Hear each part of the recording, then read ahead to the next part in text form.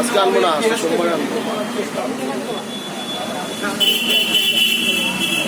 এরা কমিউনিস্টদের সম্পর্কে, যারা নতুন শাসক গোষ্ঠী, তারা কমিউনিস্টদের সম্পর্কে বলে তারা স্বাধীনতা আন্দোলনে তাদের ভূমিকা নাকি।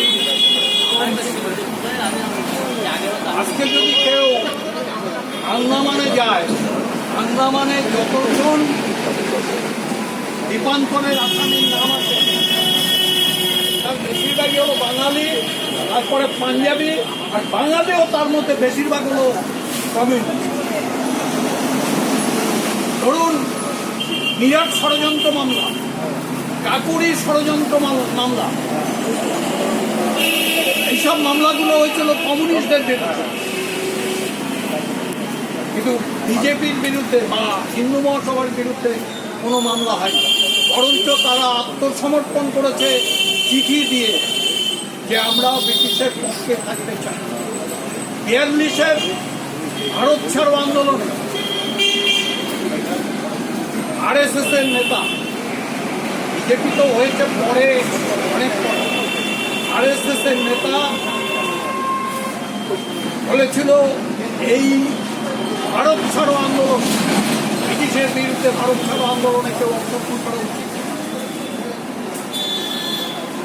এই ছিল তাদের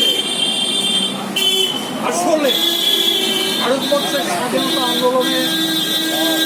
আগে ছিল হিন্দু মহাসভা, পরবর্তীকালে হয়েছিল জনসংঘ, তারপরে হয়েছে জনতা, তারপরে হয়েছে বিজেপি। ফলে বিজেপি খুব বেশি দিলেন না, ওই একই লোক সব বিজেপি হচ্ছে। অর্থাৎ RSS-এর যা মতাদর্শ, সেই একই মতাদর্শে তারা বিশ্বাস করে। তারা পুঁজিপতিদের স্বার্থ রক্ষা করবে, আর জাত পাত ধর্ম এই নিয়ে মানুষকে বিভক্ত করে রাখে। আমাদের ভারতবর্ষের আদিম থেকে আমরা কি দেখতাম, আমাদের হিন্দুদের মধ্যে উঁচু জাত নিচু জাত। উঁচু জাত যারা, তারা গ্রামের দক্ষিণ দিকের সবচেয়ে ভালো চিকিৎসার জল, তখন এর কুয়ো ছিল না, কেউ টিউবওয়েল। আর নিচু যাত্রা এমনি পুকুরের জল। মন্দিরে ঢুকতে পারবে না, বাড়িতে ঢুকলে পর বারান্দায় থাকবে। এটা মর্যাদার প্রশ্ন, মানুষের মর্যাদার প্রশ্ন। এরাই কিন্তু সংখ্যায় ভারী, হিন্দুদের মধ্যে সংখ্যায় ভারী কিন্তু এই যাদের বলা হচ্ছে মুচি ম্যাথরে শিডিউল ক্লাস, এরাই কিন্তু ভারতবর্ষের সবচেয়ে বেশি। কিন্তু তাদেরকে মানুষ বলে গণ্য করত না। চৈতন্য জন্মগ্রহণ করে বললেন কি, তখন ইসলাম ধর্ম আসছে, অনেকে ইসলাম ধর্ম নিচ্ছে। ইসলাম ধর্মে কি বলেছে, 5 ওয়াক্ত নামাজ পড়ো, তুমি 7টা বিষয়। ওদের ঘর, ওদের জাত পাত সবাই নামাজ পড়তো মন্দিরে, মানে মসজিদে।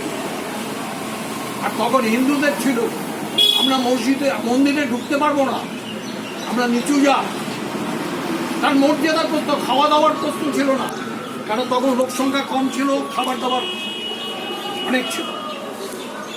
কিন্তু মর্যাদা মানুষের, আমি মর্যাদা পাবো না, আমি হিন্দু, আমার মর্যাদা থাকবে না, সেই মর্যাদা তারা পেত না। আর মর্যাদার দাবিতে তাদেরকে অর্গানাইজ করার লোক